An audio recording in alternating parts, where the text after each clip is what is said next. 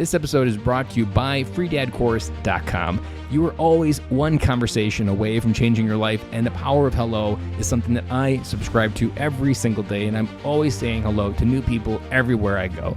Increasing your opportunity, increasing your connection, and getting access to the solutions to the problems that you are facing, whether you're on active duty or just beginning your veteran transition or even transitioning out for 20 years. On the other side of hello are the solutions that you're looking for. Again, head on over to freedadcourse.com. Get your 5-episode audio course to create more connection, create more friendships, and get back to living the life that you're trying to design. Dory 1, this is Fire Team Delta. Dad's coming home. Welcome to the Military Veteran Dad Podcast, where it is our mission to bring every dad home. I am your host, Ben Killoy. I'm a United States Marine veteran, husband, and a father. We will bring authentic conversations to inspire action in your life so we can close the gap between the dad you are today and the dad you want to be tomorrow. This is the Military Veteran Dad Podcast.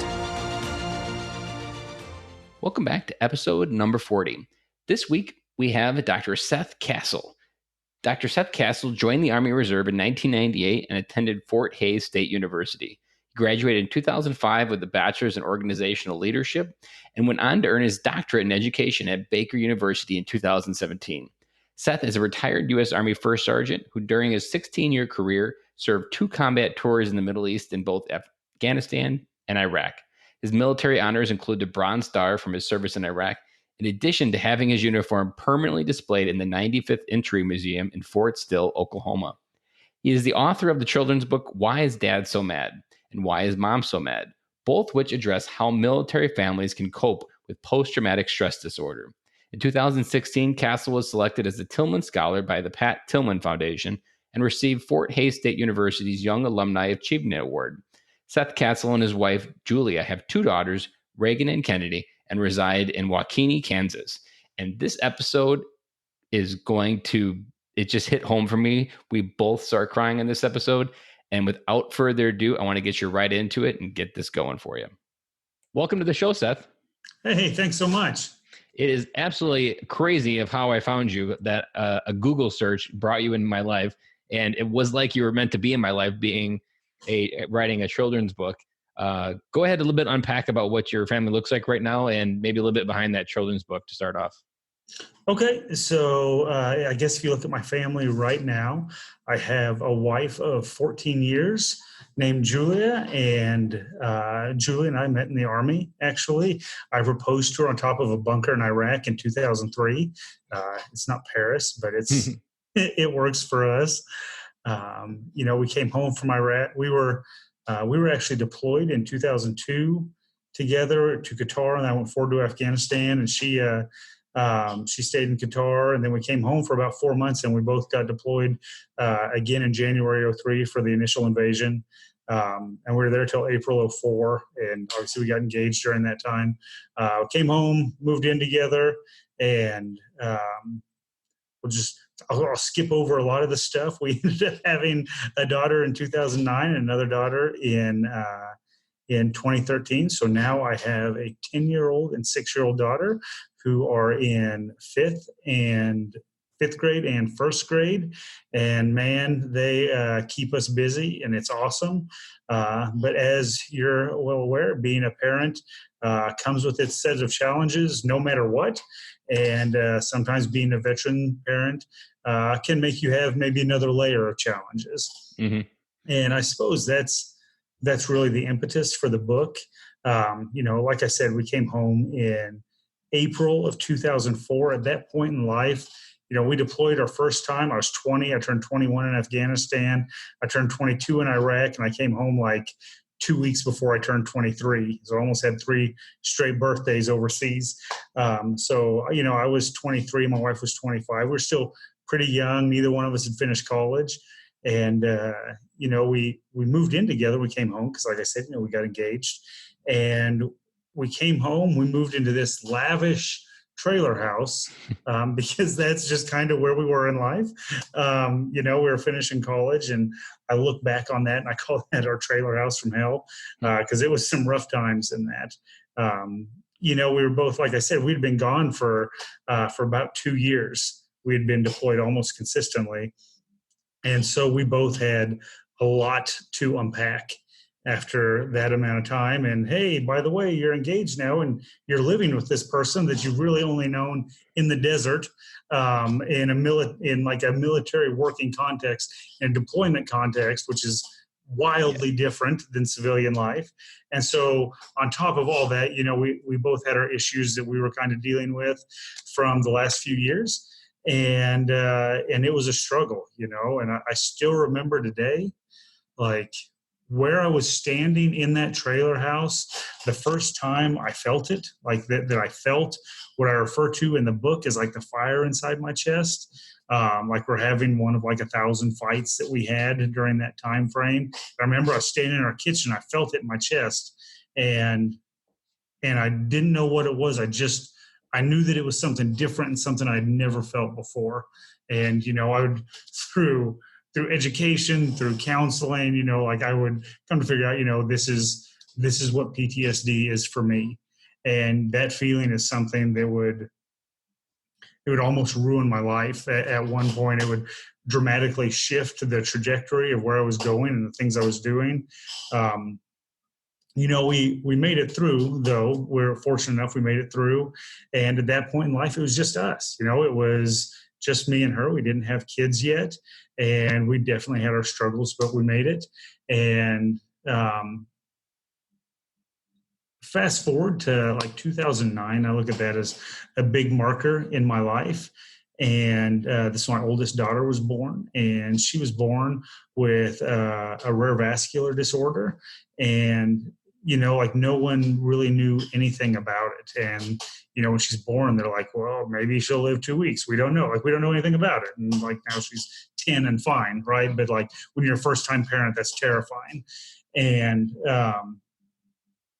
like when you become a parent, you have a whole additional layer of stress that you never even knew existed, right? Like now you know why your parents were crazy when you're growing up, right?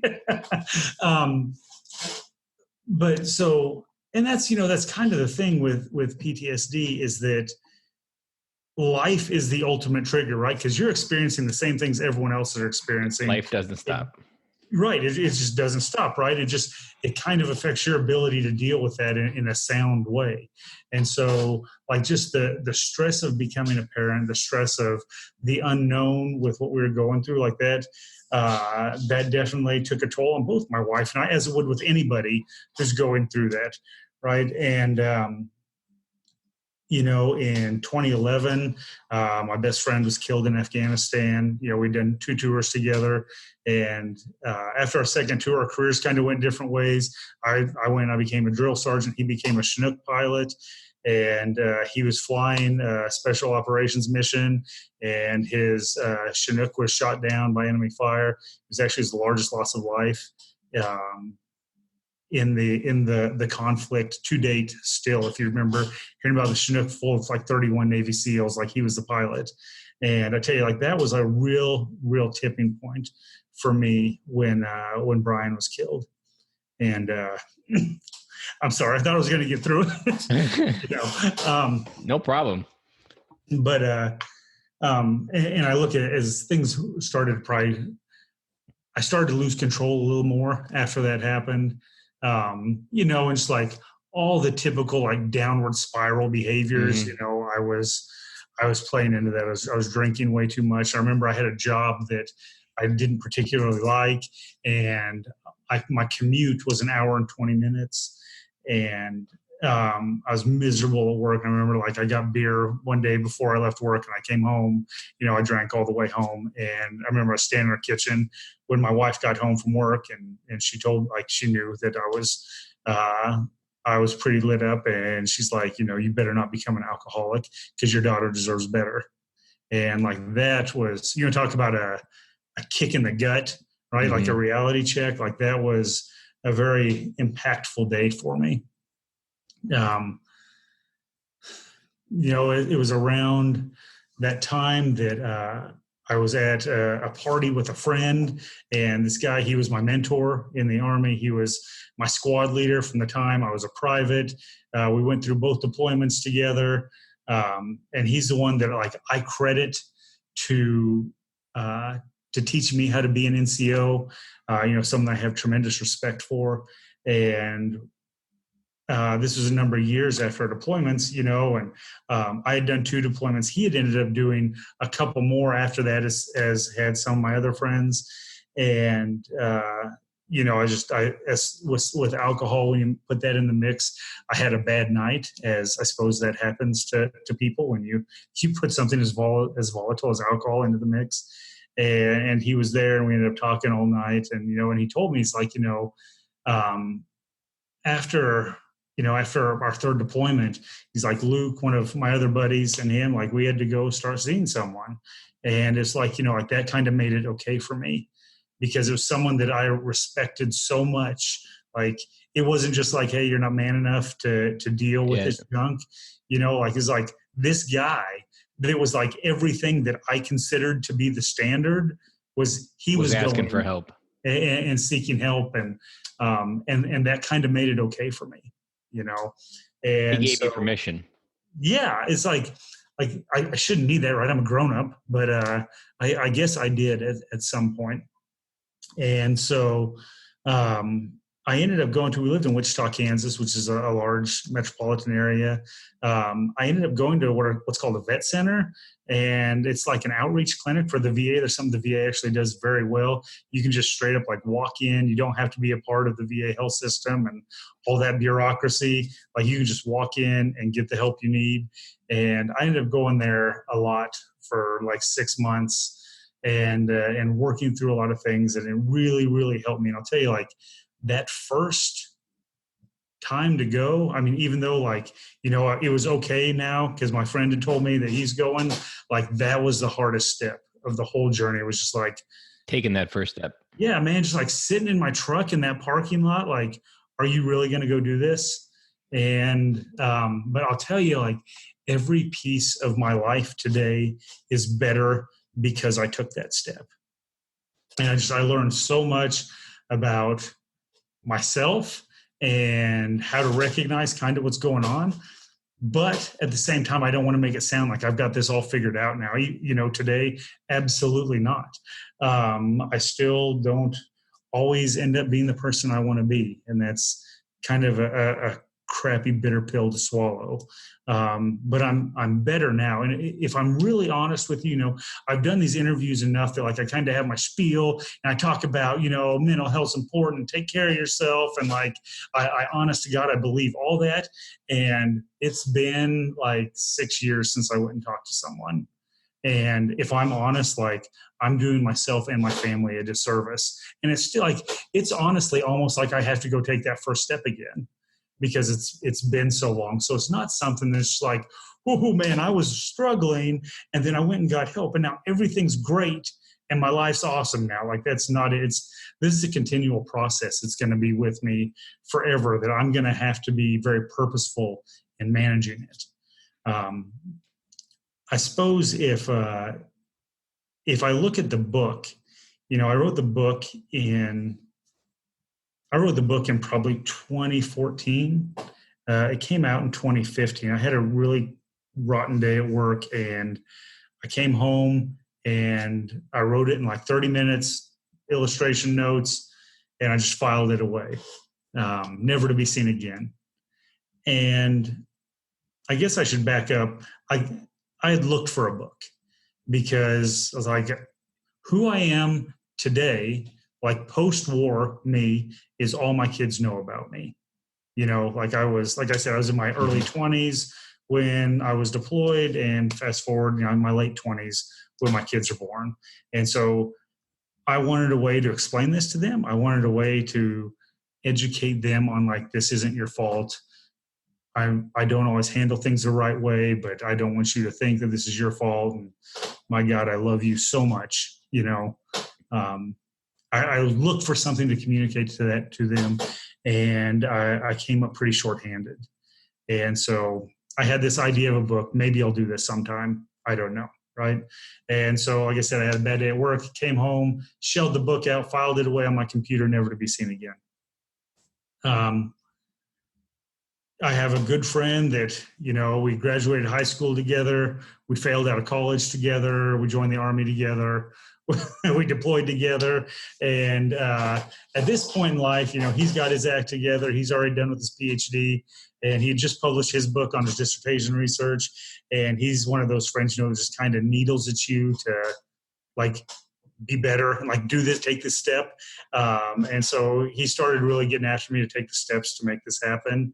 And so I did. I don't know anything about publishing a book, so I knew I needed someone to draw pictures because it was going to, I had this idea in my head, and I work at a university, so I went to the Department of Art and Design, and I showed my manuscript to the department chair. I was like, do you have any students that you think would be a good fit for that? And he's like, yeah, I've got someone. And like a week later, a student came up to my office. I showed her my manuscript, told her what I was talking about. And I was like, with this book, I want the characters to be animals. I don't want them to be people, because I didn't want it to be about like a white family or a black family, because, like soldiers, we're all the same, right? We come from everywhere. So kind of like the little critter books from Mercer Mayer, it's just like about a kid and parents, right? There's nothing like every family can relate to that book. And that's kind of what I wanted. I was like, I want something strong, like a family of eagles. And about a week later, she sent me a character ideation of this family of lions, and I loved it. And like away we went. And she introduced me to someone who's a book designer, and they put the book together. I funded this thing, like paid for the illustrator and pay my designer. I paid for it out of my savings, and I wanted to try to recoup that. And I wanted to try to do a second book. So I turned to Kickstarter. And through my Kickstarter campaign, it became a Kickstarter staff pick. And then a producer at NBC Nightly News saw it. And like that just started this giant snowball effect. I was on NBC Nightly News with Lester Holt. And like everything kind of went crazy after that. What was cool about the Kickstarter campaign is it was only like for $3,000. And that thing funded in 24 hours. And less than half of that money was like from my network, right? Mom and grandma are going to kick in. Of course they are, right? But like that was less than half the money. I ended up raising $6,000, which was enough for me to do my second book. So that was pretty cool. We have Why Is Dad So Mad, which is a resource for military families whose dad struggles with PTSD. I told you I'd looked for books and I didn't really find anything. There are some resources out there, but they're all for men. There's like nothing, and I mean nothing out there for women veterans, for moms who are struggling with PTSD. So I worked with my wife and we put together a book for moms called Why Is Mom So Mad? And so now we have one for dual military families or any families where the mom served and she has her struggles. We wanted to put something together for everyone. Did your wife write that other book, or is that like a co-author? We co-authored it together. So the idea was to realistically tell something from a woman's point of view, because they experience things differently than we do. And, it's the same principle as the first book is with, she had a lot more say on like illustrations and stuff like that, because, the children's book, there's not that many words, right? Like a lot is told through the illustration process. So she consulted on both of those pretty heavily. I want to rewind back a little bit. There's a lot to rewind there. You did an amazing job unpacking pretty much your life there. There was one, I've never heard it described, and I didn't go to war, so a lot of this description is new to me. Go ahead and unpack a little bit what that fire inside your chest was about. Okay. So that is like when I experience anger, that's a physical feeling that I get in my chest. And if I don't get in front of it, it grows to a point that it sounds like such a cop-out to say this, but it controls me to a point that I can't reason. And out of control fire almost, in like a full. Yeah, it is. And I don't know, I wish I had more self-control or a better reason than that. But I know when I start to feel that if I don't get out of the situation, that I'm going to be in trouble. So that awareness to that didn't happen probably initially. As you look back at that understanding, is there anything that that awareness has helped you unpack further on your PTSD? Like once you started to figure out this fire trigger and this burning in your desire in your chest to feel angry, what was some of the next steps you did to try to work through that and put a fire extinguisher to it, or at least keep it manageable? Man, just managing the situation. And if you feel that it's not going to be something that you can keep your hands wrapped around, to remove yourself from the situation, and like I said, that I learned a lot when I went through counseling and stuff, and just self-awareness is so vitally important to try to manage this, and understanding yourself and what your triggers are. And if it's feeling disrespected or feeling attacked or whatever it is for you, understanding. And especially like if you're married, like having a spouse that understands that, helps a lot. Mm-hmm. When you started to become aware, and I agree, the awareness is key there. And I feel like the hardest part to all of this is, as a member of the military, they program you to keep your emotions on lockdown. But as that fire's burning inside your chest, there's a pile of emotions that your instinct and training as a member of the military tells you to suppress. But as you go through counseling, you learn to figure out what those emotions are telling you. And I'm a big believer in that emotions are meant to almost, you're meant to sit in them almost. You're meant to feel them. You're meant to understand what their triggers to help you understand what's going on in your life. But everything about the military tells you to keep them suppressed. And maybe is that a little bit related to like that fire where you just weren't allowing yourself to feel anger almost, but then Yeah, anger was what happened without really being aware of it? Man, I tell you, I told that story really fast, but I'm talking about from the time I came home, it was 10 years before I went to counseling. Like that's a lot of time of just struggling, not understanding what's going on, and just being subject to something that I didn't understand. Um, one thing that they had said when I went through counseling, like, this is just like you're programmed for fight or flight. And so now whenever you're under a situation that triggers you in any way, like that's where your body goes. It is straight to the fight or flight. And that's not needed in Waukene, Kansas, when me and my wife are having a disagreement about the dishes or whatever stupid thing that married people fight about, right? Mm-hmm. Maybe this is an interesting question. You might have to think about it a little bit. If you could time travel and leave a note on the table for your younger self when you first got out, what would you put on that note? Wow, that's a big one. You only have one piece of paper, one little small like sticky note for your younger self to find. Man, take care of yourself. Like, I'm going to say this with a caveat, right? Like, I'm a huge believer in self-care. I am freaking terrible at it. Even today, to this point, I like to think of myself as someone who's pretty self-aware, and I can give you all kinds of advice. Awareness doesn't always fix the problem. You can be aware of a lot, and I equate them to elephants. Like once you become aware, you just get a herd of elephants in your life, and you're like, I'm surrounded by 100 elephants. Now what I do? And then you really have to start figuring out what each elephant is, why it's there, what was I ignoring, there's 100 things to unpack with each elephant, and you slowly got to get doing. So awareness can almost be in itself a curse, because being aware of it then can be overwhelming and you don't know how to take action. And there's one thing, even though not having PTSD, I was very unconfident in my life to step into it. Even the idea of doing this podcast 5 years ago would never even been a fathom. And I realized something, that when you're standing still, whether you're aware of it or not, there's still a fog around you.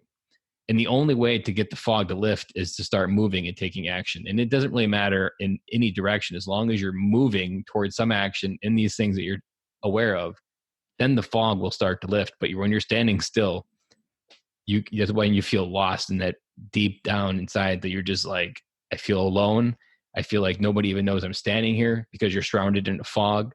But then literally all you got to do is start moving. And that's when that fog, like what you did, while you still haven't figured it out, you started moving. Yeah. And just in the little bit that you moved, look what happened. And if you keep moving, imagine what will happen as you keep growing. But when you stop, that's when it all kind of recoils back and becomes overwhelming, even if you are aware of it. That's a great analogy, because like you can't see the forest from the trees, right? Like, yes, I can look back and say that was stupid. Why did you react that way? It's completely uncalled for, right? But that doesn't undo that I yelled at someone for no reason, right? Or something like that. And when you're in that fog, you can't see. And awareness is a tool. It's not a solution. Did you struggle with ego after transitioning?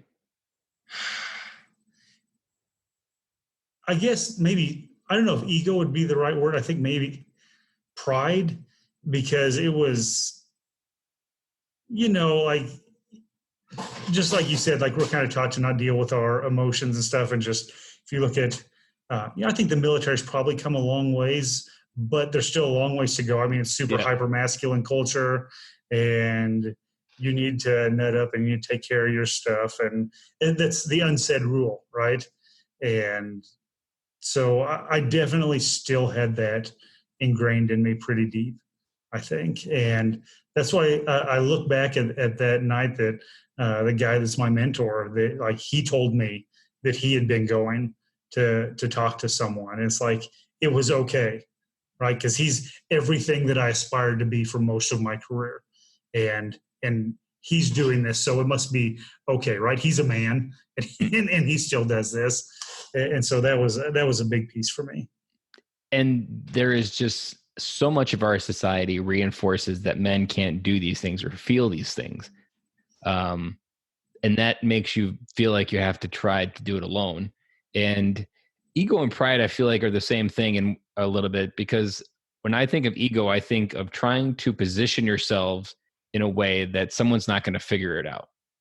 And if you find your personality in a way where you're positioning some personality trait or some posturing, that you really are trying to hide something in your shadows from someone seeing. And as you talk to people, you can mentally feel yourself rotating, so whatever you're talking about doesn't come into the light, that you don't want to be found out. And I've used ego almost as a flashlight or a compass, that compass will lead you in a way to figure out where your personal growth needs to be done first. Because wherever you feel like your pride or your ego, where you're truly posturing yourself in a way to hide something, that's usually the first place to start looking, because there's something that needs to be brought into the light. And then, like what you've learned when you start talking, that when you bring something into light, the freeness that just the overwhelming lift you feel on your heart that's no longer there.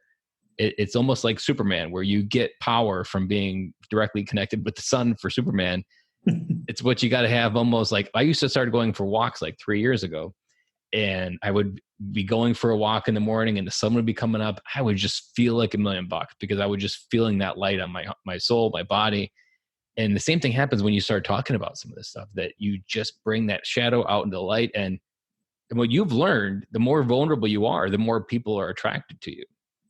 That vulnerability is a missing piece to our society that nobody actually talks about, but it's the one thing that makes people connected, and connects people on almost a soul level, that you can bond with someone in a way that makes them cry in the first 3 sentences that you say to them, if you arm the right 3 sentences.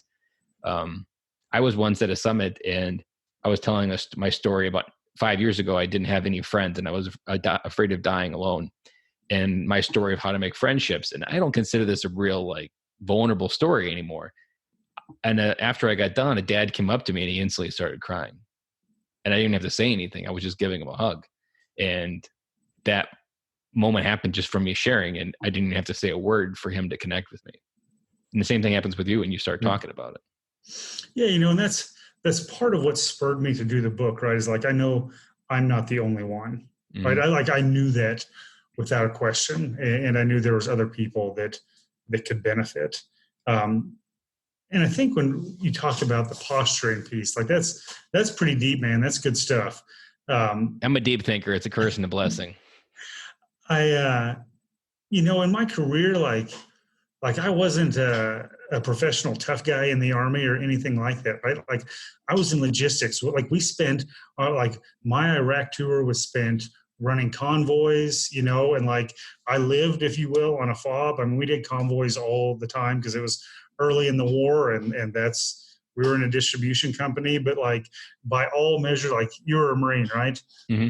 I don't know what Marines call it, but like the Army calls them like pogues, right? Person other than grunt, right? And so like I didn't feel like, because I wasn't kicking in the doors, that there's no way that this is what's wrong. But you still feel the need to posture yourself. Oh, for sure. Yeah, exactly. I'm almost 40 stinking years old. I haven't been in the Army in like 5 years, and I'm still like, I still kind of feel that way. And talk about the Marine Corps. The Marine Corps has these damn commercials that make people look like that this is how you should be. And I remember telling a friend that I cry, and he's like, that's not what Marines do. And I'm like, I hate to burst your bubble, but I'm a big crier and I was a Marine.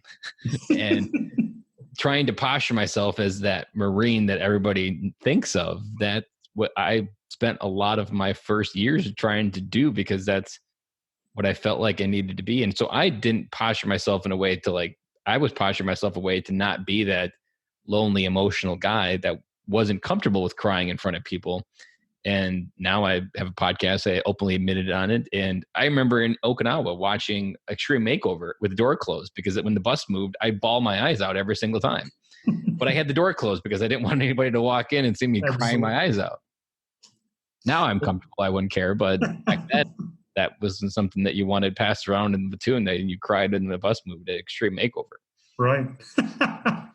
Yeah, man. Like I went through my career, and like I said, I became a drill sergeant, right? So I'm like embedded with all these hardcore combat arms guys. I'm like, these guys are where it's at, right? Like if they're dealing with it, like I don't even know what they're dealing with, right? I'm like, you need to suck it up, guy, because these guys are going on with their life, and they had it much worse than you. But that's the thing, like we're all the same except for like 10 million different variables, and it's how you're wired, what you went through, what you came home to, what your support system was, like all that kind of plays in. Like, man, I had everything going for me, right? I had a fiance, I have good parents, I have siblings, I have friends, I have all the stuff going for me, and I still made all the wrong decisions and still almost like threw it all away. What kind of community are you surrounded with right now? About 7 years ago, my family and I moved to a small town in Kansas. About 2,500 people in my community. We love it. My wife and I both came from different small towns. It's where we wanted to raise our family. Probably like most people that are out of the Army, I'm pretty far geographically separated from most of my friends that I was in the Army with. We do our best to stay in touch, but it's it's just not realistic. Life right? happens, and not everybody can be on your mind at the same time. Yeah, and so we kind of lose touch. We get together maybe once a year or something. It's awesome, right? You pick back up right where you left off, and that support network's always there. But like I know for a fact that different people in that group like have been horribly struggling. Myself included. And like I never reach out for help. Still, like I had a buddy that went through a divorce, and like that was enough that he reached out and needed someone. And but like that's the only time that any of us have ever reached out for help. Like I've been horrible at the bottom of the barrel and still wouldn't reach out. Yep. One thing that got me out of my friend crisis was I'm not exactly sure who gifted me this advice, but I've used it in like multiple areas of my life. But someone said, if you want a result in your life you've never had, then you need to start doing things that you've never done. And I've never been a man with great friends. I've maybe had one or two that were quality friendships. And I was like, okay, well, what's something I've never done? Well, I'm horrible at talking to people. Every person I talked to is a high school girl that was going to reject me and tell me that I don't want to talk to you because I don't like you. And I was just afraid to say hello. And then eventually I reached that point. I was like, you know what? If I want a result I've never had, I need to start doing something. Okay, let's talk to people. And my whole journey, I can pivotally say that I am here podcasting because 4 years ago, I started talking to stranger at the park. And essentially these strangers were nothing more than dads playing with their kids. That moment of just practicing talking to dads at the park literally pivoted my life to create a community in a way that allowed me to be confident enough to talk to people randomly on the internet that I've never met before in a podcast. But but that safe place, because a dad you have very common things. And my favorite question was always, how old are your kids? And that was the gateway question. And either they answered it and kept talking, or they answered it and did their own thing. And what I found very quickly is they wanted to talk just as much as I did. They were just waiting for one of us to go first. And that now I'm hooked. Now I'm addicted to it. I talk to strangers all the time. It's almost like it is an addiction, because the airport, grocery stores, pretty much anywhere I'm going, I'm trying to randomly talk to people. But that community is what I think, what we suck at as veterans is creating it on the other side, because what I've learned looking back is that for 3,000 years, men survived in the form of tribes in some shape or fashion. And in the last 100 years, we thought we could do it alone, whether you're civilian or veteran. Mm-hmm. And there's just too much that life gives you to try to carry the weight on your own. And you need that tribe to share the load. And that's community is one of those things that I feel, even if you start talking about it, you still need community, because the feelings don't stop, they continue. And you need that support structure to keep sharing the load with each other, because some people are going to be at a high one day, another person will be at the low, and it's going to switch. And that's what you need in the community. Yeah, man. Like I said, we were in a small town, pretty much geographically separated from like all our military friends, but like through parenting, like I've got some great friends here, and it really makes all the difference in the world, right? Friday nights we're going to go up to the local watering hole and eat fried bologna sandwiches and drink fishbowl beers for $1.50 and just decompress for the week while our kids play video games. And like, that's awesome.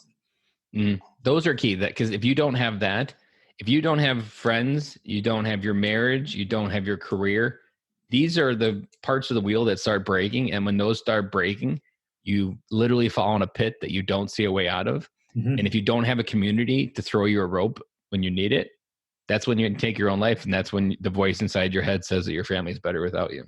Yeah, no, that's for sure. I want to circle back. You talked about tribe. I want to throw it out to you and any listeners. The book by Sebastian Junger, Tribe. I don't know if you've ever read it. It's a real quick read. It is fantastic. And it talks about a lot about why people struggle so much when they came home. And it's because of they're missing the tribe piece. He goes about, talks a lot about Native Americans, and they have full ceremonies and this giant process for their warriors after they come home from war. And like for us, it's just like, okay, here's donuts and coffee. Yeah, go have a nice life. Thanks for your service. But we don't have that, and that's a large part of what we miss. And I can imagine when you went through that 10-year spat without dealing with it, community was probably the last thing you wanted to even think about.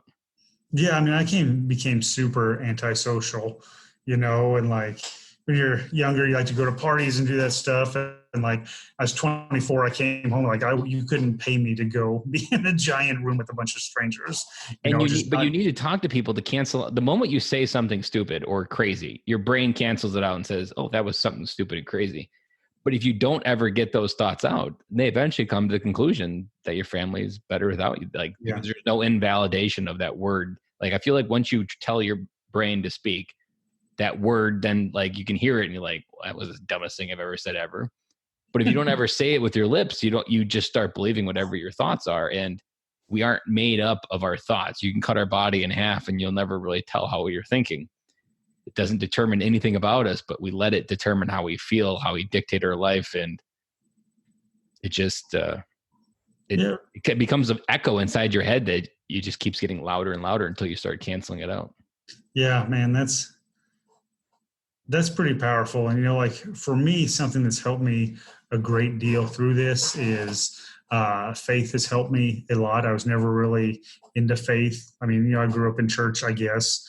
And I came away from it for a large number of years, but that's been some faith and prayer, whatever it is for you, right? Meditation or whatever works. Like that's something that's been really, really helpful to me. To help me through some rough times.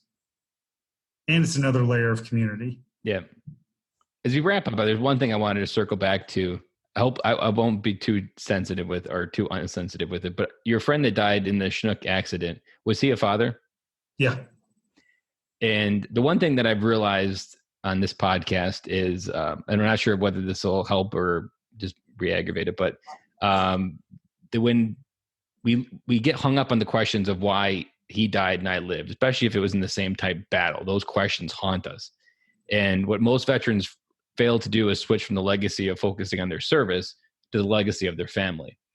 And I've heard other podcaster that was in the Army, he essentially put his hand on soldiers that didn't make it home, and he called it his defining moment. And that defining moment was, I'm going to create a life that's worthy of the sacrifice. And one of my things that I've been repeating in the podcast quite often is to get through this question, or to reflect on the importance it is to be a military veteran dad and what it means to me, is every one of those guys that didn't come home, there's a daughter or a son out there that never gets to hug their dad, and a dad that never gets to feel what that hug feels like. It's our responsibility to be the best freaking dads we can be, because they no longer get to do it. They gave us a gift to be the better dad, and we have to create a legacy with our kids that is worthy of what that gift they gave us. And as a dad, when I step into that role, those are the things that I'm thinking of. Like, there are kids that never get to feel that again, and I do. And as I've been paying attention more to families that die as the podcast, and I'll often read their names in the podcast, just reminding dads they'd never get to know what their kids' love feels like again. And we do.